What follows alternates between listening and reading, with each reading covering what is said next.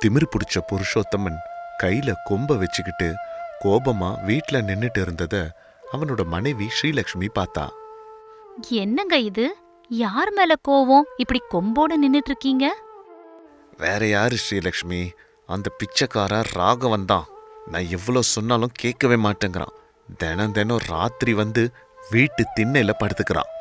இன்னைக்கு அவன் என் கையால தான் சாக போறான். எதுக்கு அவன் மேல போய் கோவப்படுறீங்க?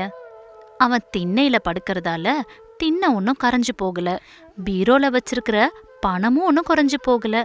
அப்புறம் எதுக்குங்க அவன் மேல கோவம்? நான் யாரு? எனக்கு இந்த ஊர்ல என்ன பேர் இருக்கு? இங்க இருக்கிறவங்களுக்கு எல்லாம் என் மேல ஒரு தனி மரியாதை இருக்கு. நான் ஒரு வார்த்தை சொன்னா யாரா இருந்தாலும் அதுக்கு கட்டுப்படுவாங்க. நான் சொல்றபடி நடந்துப்பாங்க. இவன் யாரு? இவன் பொழப்பு என்ன லக்ஷ்மி? நீங்க பணம் இருக்கிற ஜமீன்தார், உங்களுக்கு திமிரும் அதிகம். நீங்க சொல்றத மரியாதையா கேட்டுக்கிறாங்கன்னு நினைச்சிட்டு இருக்கீங்க. பணம் இருக்கவங்க கிட்ட நமக்கு எதுக்கு பிரச்சனைன்னு என்ன சொன்னாலும் செய்யறாங்கன்னு உங்களுக்கு புரிய மாட்டேங்குது. நீ என்ன நினைக்கிறியோ எனக்கு அதை பத்தி கவலை இல்லை லக்ஷ்மி. இன்னைக்கு ராத்திரி அந்த பிச்சைக்காரனுக்கு இந்த கம்பால அடி இருக்கு. அவன் மறுபடியும் இந்த வீட்டு பக்கமே வராம பாத்துக்கிறான். என் வீட்டு திண்ணையிலேயே படுக்கிறான். இனி யார் வீட்டு திண்ணையிலையும் படுக்காத மாதிரி அவனுக்கு நான் பாடம் புகட்டுறேன். ஆத்திரப்படாதீங்க, நான் அவனுக்கு எடுத்து சொல்றேன். உங்க ஆத்திர புத்தியால ஆவேசத்தால எவ்வளவு பேரை திட்டுவீங்க, எவ்வளவு பேர் சாபத்தை வாங்கிப்பீங்க. இப்படி அவன் மனைவி சொல்லிட்டு இருக்கிறப்போ அவன் வீட்டு முன்னாடி ராகவன்ற அந்த பிச்சைக்காரன் வந்தான். ரொம்ப பசியா இருக்குமா, ராத்திரி மீந்த சாப்பாடு ஏதாவது இருந்தா கொஞ்சம் போடுங்கம்மா, இப்படி வெளியிலேருந்து கத்தி கேட்டான். பிச்சைக்காரனோட குரல் கேட்டதுமே புருஷோத்தமனுக்கு செம்ம கோபம் வந்தது. கொம்பு எடுத்துக்கிட்டு வெளியில போகும்போது ஸ்ரீலக்ஷ்மி தடுத்தா. வேண்டாங்க, நான் அவனுக்கு புரியுற மாதிரி எடுத்து சொல்லி அனுப்பி வைக்கிறேன். உங்க ஆவேசத்தால அவனை செத்த பாம்ப அடிக்கிற மாதிரி அடிக்காதீங்கங்க, அவனை விட்டுடுங்க. சரி லக்ஷ்மி, வெளியில வா. ஏன் எதிர்க்கியே அவனுக்கு என்னை பத்தி எடுத்து சொல்லு. கேட்டான்னா பொழைச்சுப்பான், இல்லைன்னா சாவுதான். இப்படி சொல்லி ஸ்ரீலக்ஷ்மியை கூட்டிட்டு வெளியில வந்தான். கையில பசியோட பாத்திரத்தை வச்சுட்டு இருந்த ராகவனுக்கு புருஷோத்தமனையும் அவன் மனைவியும் பார்த்ததும் ரொம்ப சந்தோஷமாச்சு. சிவன் பார்வதி மாதிரி நீங்க 2 பேரும் பார்க்க நல்லா இருக்கீங்கம்மா. இப்படி சொன்னதுமே புருஷோத்தமனுக்கு கோபம் வந்தது. டேய், நீ பேசுறத நிறுத்து. இங்க பாரு லக்ஷ்மி, அவனுக்கு நல்லபடியா எடுத்து சொல்லி அனுப்பிட்டினா நல்லது. இல்ல நான் சொல்றபடி சொன்னா நேரா பரலோகத்துக்கு தான் போவான். கோவப்படாதீங்க, நான் தான் சொல்லிட்டு இருக்கேன்ல. டே ராகவா, வீட்டுக்கு வந்து பிச்சை கேட்டாலும் கேளு, ஆனா இப்படி திண்ணையிலலாம் வந்து படுக்காதப்பா. சொன்னா புரிஞ்சுக்கோ. உங்க ஐயாவுக்கு ரொம்ப கோவம் வருது. கோவப்படுற மனசுக்கு தான் சாப்பாடு போடுற குணமும் இருக்கும்மா. ஐயாக்கு கருணை உள்ளம். கருணையோட எனக்கு சாப்பாடு போடுங்கம்மா. இந்த பொழுது உங்க பேரை சொல்லி வயித்த நிரப்பிப்பேன். இப்படி சொன்னதுமே திமிர் பிடிச்ச புருஷோத்தமனுக்கு பயங்கர கோபம் வந்தது. நல்லா முறைச்சு பல்ல கடிச்சான். சாப்பாடு தரேன்பா, ஆனா ராத்திரி வந்து படுக்காத, சரியா? சரிங்கம்மா, நீங்க இவ்வளோ சொல்றீங்க, நான் வரல. இப்படி சொன்னதுமே புருஷோத்தமனுக்கு இருந்த கோபம் கொஞ்சம் கொஞ்சமா குறைஞ்சுது. ஸ்ரீலக்ஷ்மியும் உள்ள போய் சாப்பாடு குழம்பு எடுத்துட்டு வந்து பிச்சைக்காரனுக்கு கொடுத்தா. ராகவனும் சந்தோஷத்தோட அங்கேருந்து கிளம்பிட்டான். இன்னைக்கு அவனுக்கு நேரம் நல்லா இருக்கு, பொழைச்சிக்கிட்டான். இப்படி சொன்னதுமே ஸ்ரீலக்ஷ்மி எதுவும் பேசாம அங்கேருந்து கிளம்பி போயிட்டான். இப்படியே அன்னைக்கு நாள் போச்சு. அன்னைக்கு ராத்திரி ஊரே தூங்குனக்கு அப்புறமா புருஷோத்தமன் வெளியில நின்னுக்கிட்டு அந்த பிச்சைக்காரன் வரானா இல்லையான்னு பார்த்துட்டு இருந்தான். அவன் வந்தான்னா அவனை பிடிச்சு நல்லா அடிக்கலான்னு ஆர்வமா நின்னுட்டு இருந்தான். ஆனா ராகவன் வரவே இல்லை. வர மாதிரி அறிகுறியோ இல்லை. எவ்வளோ நேரம் காத்திருந்தோம், அவனை அங்க காணோம். ஸ்ரீலக்ஷ்மி வெளியில வந்தா. என்னங்க, அந்த பிச்சைக்காரன் இனிமேல் வரமாட்டான், வாங்க படுத்துக்கலாம். இப்படி சொல்லி புருஷோத்தமனை வீட்டுக்குள்ள கூட்டிட்டு போனா. கொஞ்ச நேரத்துல பிச்சைக்காரன் அங்க வந்தான். அங்க வந்து படுத்துக்கிட்டான். இப்படியே சில நாட்கள் போச்சு. ஒரு நாள் பிறந்த வீட்டுக்கு வந்த ஸ்ரீலக்ஷ்மி பாசமா தன்னோட அம்மா சுகுணா கிட்ட பேசிட்டு இருந்தப்போ வெளியில போயிருந்த அப்பா ரமணா வீட்டுக்கு வந்தாரு. மகளை பார்த்து ரொம்ப சந்தோஷப்பட்டாரு. நல்லா இருக்கியா அம்மா? நல்லா இருக்கேன்பா, நீங்க எப்படி இருக்கீங்க? அம்மா உங்களை நல்லா பாத்துக்கிறாங்களா? இப்படி மக ஸ்ரீலக்ஷ்மி தன்னோட நலன் விசாரிச்சதுமே ரமணா சுகுணாவை பார்த்து இப்படி சொன்னாரு. இல்லம்மா, இந்த பொம்பளை சரியா பாத்துக்க மாட்டேங்கிறா, அதனாலதான் வேற பொம்பளை பாத்துக்கலான்னு இருக்கேன். இப்படி ரமணா பொண்ணுகிட்ட சொன்னாரு. உடனே சுகுணாம்மா இலக்காரமா, அப்போ ஒரு கையில சாப்பிடாம 2 கையால சாப்பிட முடியும். என்ன அது சக்கரை பொங்கலா? இல்ல, கையால அடி. இப்படி சொன்னதுமே பொண்ணு ஸ்ரீலக்ஷ்மி சந்தோஷமா சிரிச்சா. மக சந்தோஷமா சிரிக்கிறத பார்த்து அப்பா ரமணாக்கும் அம்மா சுகுணாக்கும் சொல்ல முடியாத அளவுக்கு சந்தோஷமாச்சு. கொஞ்ச நேரத்துக்கு அப்புறமா, ஐயோ, வாய் விட்டு சிரிச்சு எவ்வளவு நாள் ஆச்சுப்பா. அது சரி, மாப்பிள்ளை எங்கம்மா? பார்க்கவே முடியல. அவரு வரலப்பா. அவர் எப்ப வந்திருக்காரு? இப்ப வரத்துக்கு அவர்கிட்ட இருக்கிற திமிருத்தனத்தை காட்டுறதுக்கு நம்ம ஊர்ல நடக்குமா என்ன? சொல்லுங்க. அதனாலதான் மாப்பிள்ளை இங்க வரமாட்டாரு. என்னம்மா ஸ்ரீலக்ஷ்மி, நான் சொல்றது சரியா? ஆமாம்மா, எப்பவும் இவர் இப்படிதான், மாறவே மாட்டாருமா. இந்த திமிருத்தனமும் மாறாது. இன்னைக்கு நான் இங்க வந்திருக்கேன்ல, அங்க அவரு அகங்காரத்தோட என்ன பண்றாரோ என்னமோ. இப்படி சொல்லிட்டு இருக்கிறப்பவே பால்காரன் கோபால் ஓடி ஓடி அவசரமா ஸ்ரீலக்ஷ்மி கிட்ட வந்தான். கோபாலை பார்த்து அதிர்ச்சியோட பதட்டப்பட்டு, என்னாச்சு கோபால்? ஏன் இப்படி பதட்டத்தோட நம்ம ஊர்ல இருந்து இங்க ஓடி வந்திருக்க? சொல்லுப்பா, அங்க மாப்பிள்ள ஒழுங்கா தானே இருக்காரு? என்னப்பா கோபால், என்ன ஆச்சு? அம்மா, நீங்க உடனே வீட்டுக்கு வாங்கம்மா, இல்லனா ஐயா அந்த பிச்சைக்காரனை அடிச்சே கொன்னுடுவாரு. இப்படி சொன்னதுமே ஸ்ரீலக்ஷ்மி அதிர்ச்சியானா. என்னது, உங்க ஐயா பிச்சைக்காரனை போட்டு அடிக்கிறாரா? சாதாரணமா இல்லம்மா, கை காலை கட்டி போட்டு வாயை அடிச்சிட்டு அடிக்கிறாரு. இத பார்த்து என்ன பண்றதுன்னு தெரியாம இங்க பாருங்க இவ்வளோ தூரம் ஓடி வந்தேன். அம்மா, இங்க நீங்க நேரம் ஆக்க ஆக்க அங்க அந்த பிச்சைக்காரனோட உயிர் போயிட்டே இருக்குமா. இப்படி சொன்னதுமே ஸ்ரீலக்ஷ்மி கொஞ்சம் கூட நேரத்தை கடத்தாம உடனே அங்கிருந்து கிளம்பினா. தான் வீட்டு வெளியில திமிர் பிடிச்ச புருஷோத்தமன் ராகவனோட கை காலை கட்டி போட்டுட்டு வாயில துணி அடைச்சிட்டு கொம்பால அடிச்சுக்கிட்டே இருந்தான். இத்தனை நாளா என் கையில மாட்டாம இருந்தடா, ராத்திரி ஆனா எவ்வளோ சொல்லியும் கேட்காம என் வீட்டு திண்ணையில வந்து படுக்கிறியா?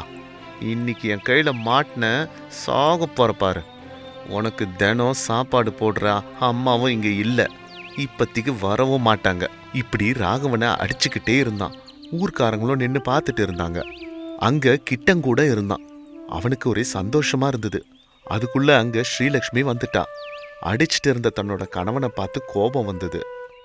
வலியில அழுதுகிட்டே இருந்த ராகவனை பார்த்து பரிதாபப்பட்டா. நிறுத்துங்க, ஏன் அவனை இப்படி போட்டு மாடு மாதிரி அடிக்கிறீங்க?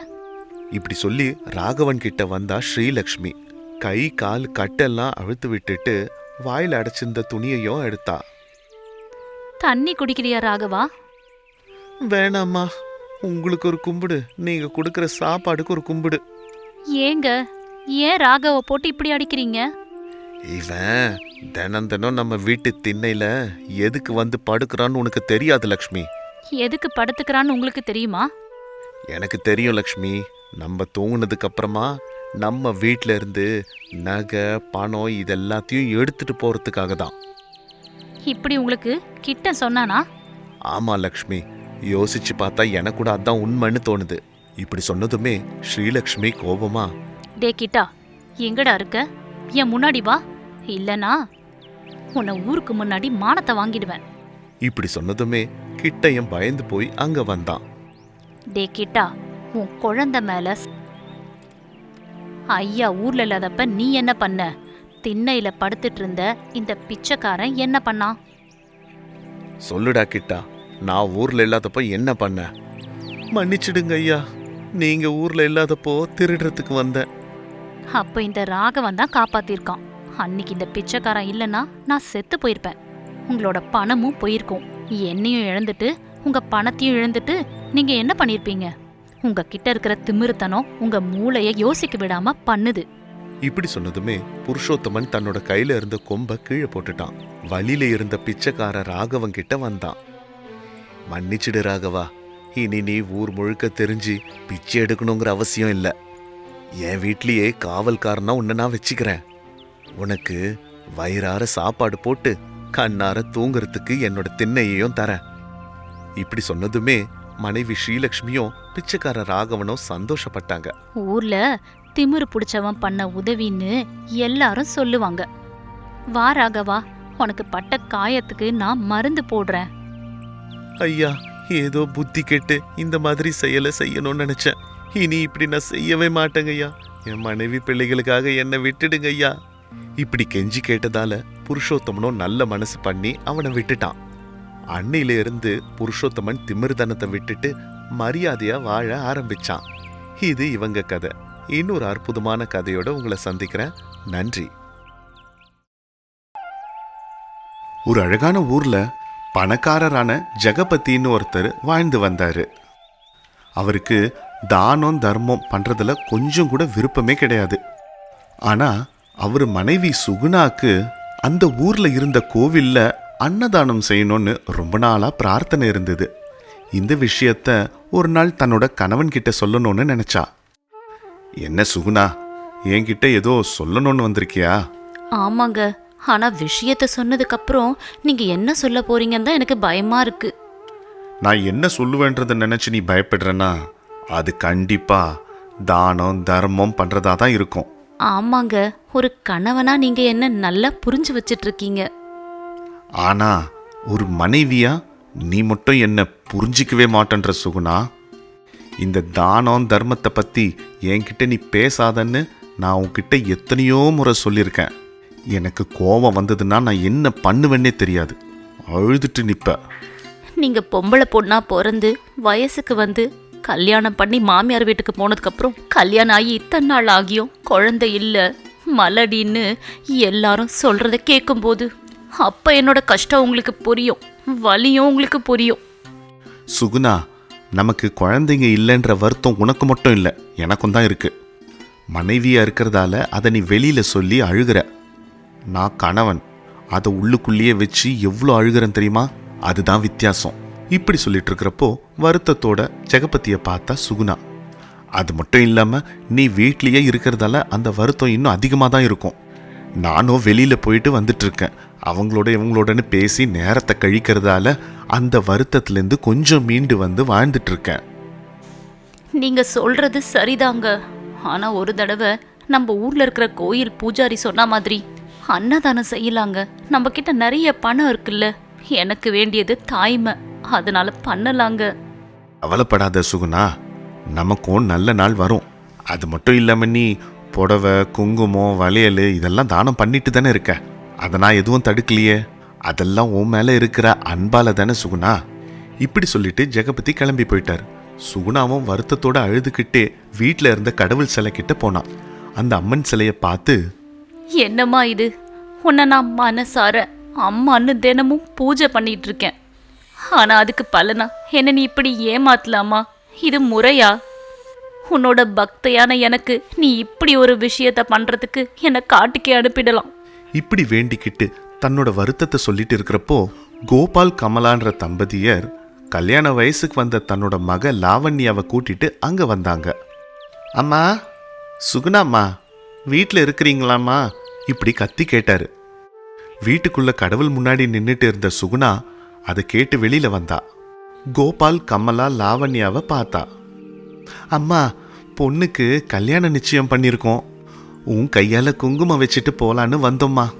ஐயோ கோபால், ஒரு சுப காரியமான கல்யாணத்தை வச்சுக்கிட்டு அந்த பொண்ணை என்ன மாதிரி ஒரு மலடிக்கிட்ட கூட்டிட்டு வந்ததே தப்பு. அது மட்டும் இல்லாம ஏன் கையால பொட்டு வைக்க சொல்றியே, அது ரொம்ப பெரிய தப்பு. போ கோபால், பொண்ணை கூட்டிட்டு வீட்டுக்கே போ. அப்படி பேசாதீங்கம்மா, நீங்க இந்த ஊருக்கே அன்னபூரணி. உங்க கையால பொட்டு வச்சுக்கிட்டு மாமியார் வீட்டுக்கு போன எல்லா பொண்ணுங்களும் எந்த பிரச்சனையும் இல்லாம கணவனோட சுகமா வாழ்க்கை நடத்தி ஆனந்தமா இருக்காங்கம்மா.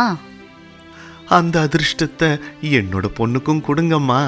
இப்படி கோபால் சொன்னதுமே சுகுணா வீட்டுக்குள்ள போனான். அந்த நேரம் வெளியில போயிருந்த ஜெகபதி வீட்டுக்கு வந்தார். அவரை பார்த்து கோபால் கமலா லாவண்யா ரொம்ப மரியாதையோட கையெடுத்து கும்பிட்டாங்க. என்ன கோபால், பொண்டாட்டி பொண்ணை கூட்டிட்டு இங்க வந்திருக்க? இப்படி கேட்டுட்டு இருந்தப்போ சுகுணா வீட்டில இருந்து புடவை வளையல் குங்குமம் வாழைப்பழம் இதெல்லாம் வச்சிருந்த தட்டை எடுத்துட்டு வந்தா. அவங்க சந்தோஷத்தோட அதை வாங்கிக்கிட்டு சுகுணாக்கு நன்றி சொல்லிட்டு அங்கேருந்து கிளம்பினாங்க. அப்போ ஜெகபதி சுகுணாவை பார்த்து, சுகுணா, இப்படி நீ எத்தனையோ பெண்களுக்கு புடவை, குங்குமம், வளையல், வாழைப்பழம் இதெல்லாம் கொடுத்துருக்க. இன்னும் கொடுத்துட்டே இருக்க இல்லையா? ஆமாங்க, என் கையால இதையெல்லாம் வாங்கிக்கிட்டு மாமியார் வீட்டுக்கு போனா அவங்க வாழ்க்கை நல்லா இருக்கும்னு நம்புறாங்க. அதுவும் ஒரு வகையான தானம் தான் சுகுணா. அப்படி இருந்தோம் நமக்கு ஏன் குழந்தை பிறக்கல? பைத்தியக்காரி, தானம் தர்மம் பண்றதால தான் குழந்தை பிறக்கும்னு இந்த ஐயரு, ரிஷி, முனிவர்லாம் சொல்றது அவங்க பொழப்ப நடத்துறதுக்கு. இப்படி சொல்லிட்டு இருந்தப்போ ஒரு முனிவர் அவங்க வீட்டுக்கு வந்தாரு. அவங்கள பார்த்து, உங்களோட இந்த அபிப்பிராயம் தப்புப்பா இப்படி சொன்னார். அப்போ ஜெகபதியும் சுகுணாவும் தான் வீட்டுக்கிட்ட வந்த முனிவரை பார்த்தாங்க. சுகுணா மரியாதையா கையெடுத்து கும்பிட்டா. மகளை கூட்டிட்டு வீட்டுக்கு போயிட்டு இருந்த கோபால், கமலா ஜெகபதி வீட்டுக்கு வந்த முனிவரை பார்த்தாங்க. நம்ம பொண்ணோட அதிர்ஷ்டம் நல்லா இருக்குங்க, முனிவர் எதிர்க்க வந்திருக்காரு, வாங்க ஆசீர்வாதம் வாங்கிக்கலாம். ஆமாம் கமலா, வா அவர்கிட்டயும் ஆசீர்வாதம் வாங்கிட்டு வருவோம். இப்படி சொல்லி கோபாலும் கமலாவும் ஜெகபதி வீட்டுக்கு வந்தாங்க. ஜெகபதி வீட்டுக்கிட்ட இருந்த முனிவர் ஜெகபதி கிட்ட, ஐயர்கள், முனிவர்கள், மகாரிஷிகளை பத்தி அப்படி பேசுறது தப்புப்பா. தானம் தர்மம் பண்றதால புண்ணியம் கிடைக்கும். அந்த புண்ணியம் நம்ம செஞ்ச பாவங்களை கழுவும். ஒரு கையால ஓசை வராதுன்னு உங்களை மாதிரி பெரியவங்களுக்கு தெரியாதா என்ன? அது சரி, நீங்க யாரு? எதுக்கு என் வீட்டுக்கு வந்திருக்கீங்க? நான் இன்னைக்கு உங்க வீட்டுக்கு வந்திருக்க விருந்தாளி. ரொம்ப பசியா இருக்குப்பா, சாப்பாடு கொடுத்து அந்த அன்னபூர்ணாவோட அருளை பெறுங்க. பாத்தியா சுகுணா, நான் இவ்வளவு நேரம் சொல்லிட்டு இருந்தேன்ல, இவங்க சொல்றதெல்லாம் இவங்களோட வயிற்று பொழப்புக்காகன்னு நம்ம நல்லதுக்கு இல்ல. அப்படி சொல்லாதீங்க, எனக்காக பொறுத்துக்கோங்க. இப்படி சுகுணா எவ்வளவோ கேட்டோம், ஜெகபதி அதை காதுல வாங்கிக்கல. கோபமா, நீ எங்க வீட்டுக்கு வந்து விருந்தாளியா? பசியா இருக்கா? சாப்பாடு கொடுக்கணுமா? போயிடு. எனக்கு வர கோவத்துல நான் என்ன பண்ணுவேனே தெரியாது. இப்படி சொல்லி ஜெகபதி அந்த முனிவரை தள்ளி விட்டாரு. முனிவர் கீழே விழறப்போ அங்க வந்த கோபால் அவரை பிடிச்சிட்டாரு. ஜெகபதி சுகுணாவை கூட்டிட்டு வீட்டுக்குள்ள போயிட்டாரு. முனிவர் கோபாலை பார்த்து, எல்லாம் நல்லதே நடக்கும்பா, இப்போ கிளம்புங்க. ஐயா, நீங்க ஒரு மகான். எங்க வீட்டுக்கு வந்து ஒரு வேளை சாப்பிட்டு என் பொண்ணை ஆசீர்வாதம் பண்ணுங்க ஐயா. இப்படி கோபால் மரியாதையா கேட்டாரு. அந்த முனிவரும் சரின்னு ஒத்துக்கிட்டாரு. கோபாலும் கமலாவும் சந்தோஷத்தோட அந்த முனிவரை தங்களோட வீட்டுக்கு கூட்டிட்டு போனாங்க. அவங்களோட சக்திக்கு ஏத்த மாதிரி அந்த முனிவரை வயிறார சாப்பிட வச்சு மரியாதை கொடுத்தாங்க. அந்த முனிவரும் ரொம்ப சந்தோஷப்பட்டு அவர்கிட்ட இருந்த சக்தி வாய்ந்த விபூதியை கோபால் கிட்ட கொடுத்தாரு.